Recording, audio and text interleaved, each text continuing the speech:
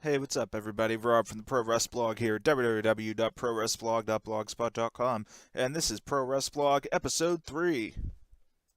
Alright, today's lineup we're going to have from Big Japan Pro Wrestling, December 18, 2016, Ito and Toshiyuki Sakuda versus Isami Kodaka and Yuko Miyamoto.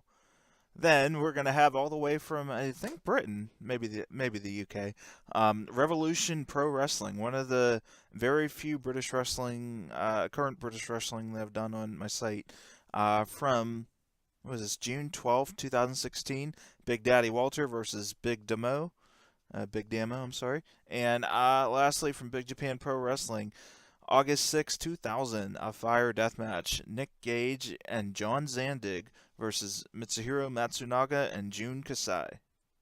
So first, let's talk about Ito and Sakuda versus Kodaka and Miyamoto.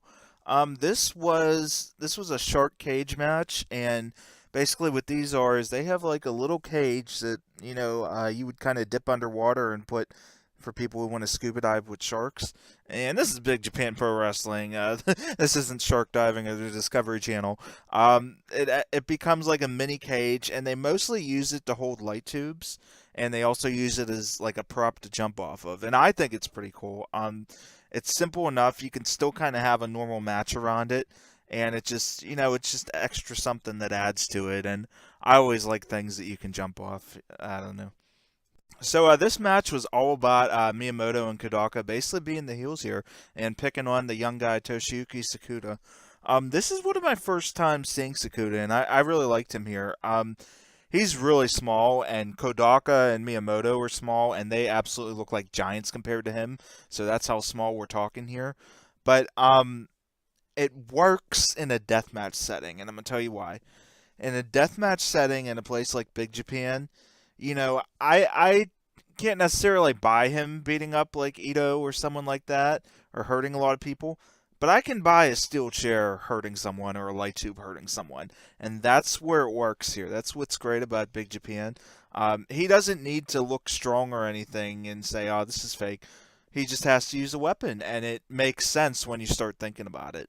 And what I like about him is that he does all kinds of flippy lucha moves and stuff like that, and the other guys really don't do that. Miyamoto used to a degree, but I think he's stopping. And Kodaka really isn't that type. So he kind of sticks out. And, the number one thing I think if you're going to be an undersized guy that you got to do is you got to be able to sell. And this guy can sell. He has great facials. You put blood all over him, which it's going to happen all the time. And this guy knows how to work it. He hits the cameras, so the cameras catch all of it, and it's good. But yeah, the story of this match was just Miyamoto and Kodaka bullying Sakuda the whole time. There was a funny spot. Miyamoto had him on the ground and was just pinning him and doing some small stuff, and Kodaka's literally just throwing chairs at him from from behind the tag rope, literally just launching it too. And that was the best part. Like so careless, like let's just see if I can hit him, and it just kind of it really fit in with the story of the match and how they were reacting. Um, there was a really funny spot here too. All the light tubes are in the shark cage, and like they have like rickets and stuff, and just like one of those old WWF steel bar cages from the '80s where there's all those squares, and that's where they put the light tubes in. And even though Sakuda isn't that big or anything, when they hit a double flapjack on Sakuda, it actually knocked some of the light tubes down and made a big sound, and all the wrestlers were looking like, what the heck just happened here? And that was really funny.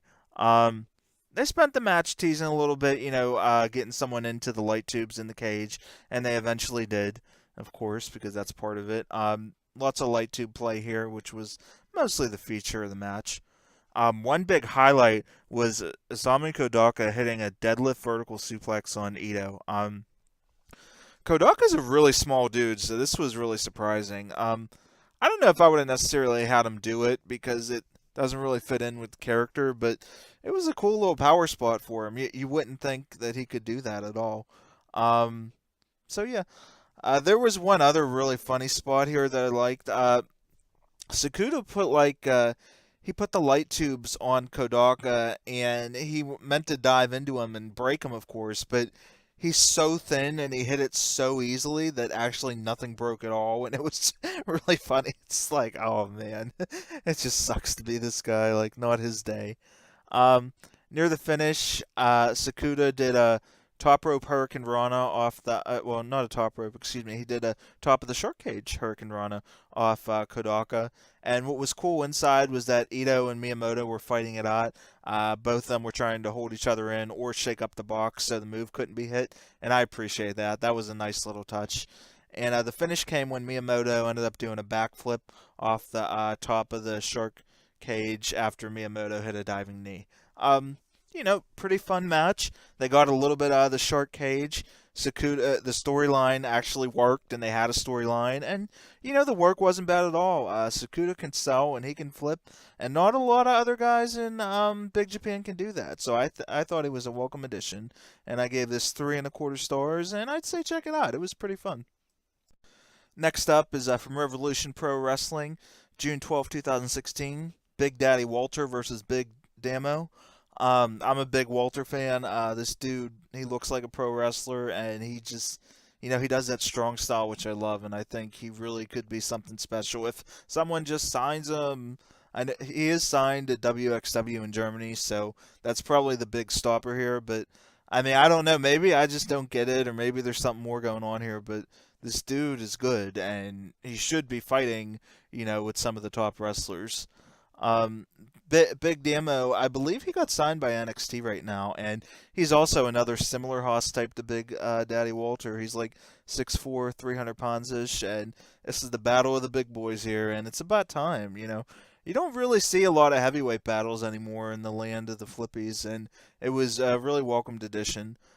Some of the cool spots here: Walter hit a diving, basically butt drop right onto Damo, which looked like it hurt. Walter did a gut wrench suplex, which is no easy task on a 300-pound guy, and that looked great and was really cool. Walter hit another big suplex, and, just a lot of big guys throwing bombs, which I always love and I think is always welcome. Um, I thought it was a little bit disappointing, though. It wasn't that long. It was like 12 or 13 minutes. I thought it could have went double that with the way they started. And Damo really didn't get a ton in, but he ended up winning the match anyway. His real big highlights were a Vader Bomb. I think he got some other stuff in, and he ended up winning with the Rings of Saturn, which was cool to see again. I haven't seen that in a while. I gave this 3 stars.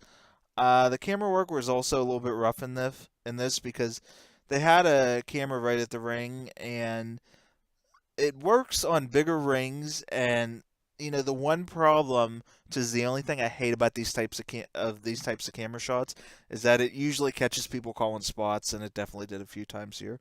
But overall, it was fun. It was a nice change of pace from the usual, and I'd like to see more of this. I think both guys are really good and could go somewhere.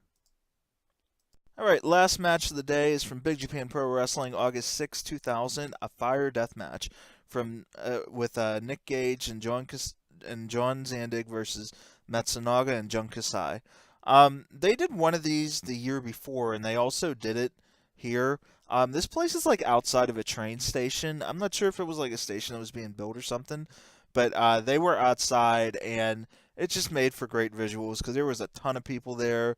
You could see buildings and just regular people in the background, and I just love that type of chaos. They started the match off with Matsunaga and Kasai riding in a car, and because it's Japan, and they drive on the other side, Kasai came out the left and did basically from a moving car, he did a running clothesline, which was kind of cool. It was a neat spot. It didn't look as good as it was supposed to, but it was pretty cool. They played with the car here, which was interesting. I didn't see that coming. They were, Matsunaga was literally hitting people with the car. The problem was, there were so many people around, he had to be real careful. And, Zandig and Gage bumped total goofs the whole time, and it totally ruined any credibility of it. So, it's one of those deals, you'll see it happen sometimes, and, the cool and violent stipulations are cool, but people don't want to get hurt, and I don't blame them. They shouldn't get hurt, but, it doesn't really make the most out of it. Matsunaga in one spot, he was driving and Gage was actually standing on top of the car and he was trying to hold on and he ended up rolling out the front. Matsunaga tied up Zandig to the car and dragged him by it for a while. Zandig hit Matsunaga with the car door, and all this time the ring's on fire. And they didn't have any mats for this one, and they didn't have an apron either, so it was just all wood. And the problem was the wood. It's just a bunch of wooden planks, and they're not real secure. They're loose, and people were slipping all over the place. The planks were coming up and down, so it looked pretty bad. And they waited so long to kind of get involved with the fire that the fire got too big at times, and or it died off, and they had to extinguish it. So that kind of ruined a lot of the match as well. Um, Kasai did like a jump over the fire, but he kind of missed, and his legs and stuff went right into the fire, and it looked like it hurt him more than it did the other guy.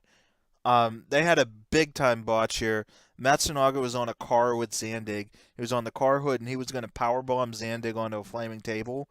It looked like he just couldn't handle Zandig, and he kind of slipped a little bit and ended up powerbombing Zandig first onto the table and then onto the pavement, which didn't look fun at all. Then Kasai got into the truck. They had like one of those big trucks that you see on the highway, that carries stuff, and they were filming off top of that, and they drove it near the ring, and then they ended up doing dives off of the truck. Um, and Zandig also got revenge with a power bomb off the car onto a table on the Matsunaga. They also climbed on top of another truck and they set up some tables. And Zandig did a gorilla press onto Kasai, right onto the flaming tables that were down below. Um, the problem was that Kasai kind of got he got some of the fire there, and he immediately moved and bumped on. And so while it probably really hurt, it was a really cool spot that ended up like not being sold at all, which sucked. Um, and they even missed the table, so I don't know what. I imagine that had to hurt, and it kind of ruined some of it.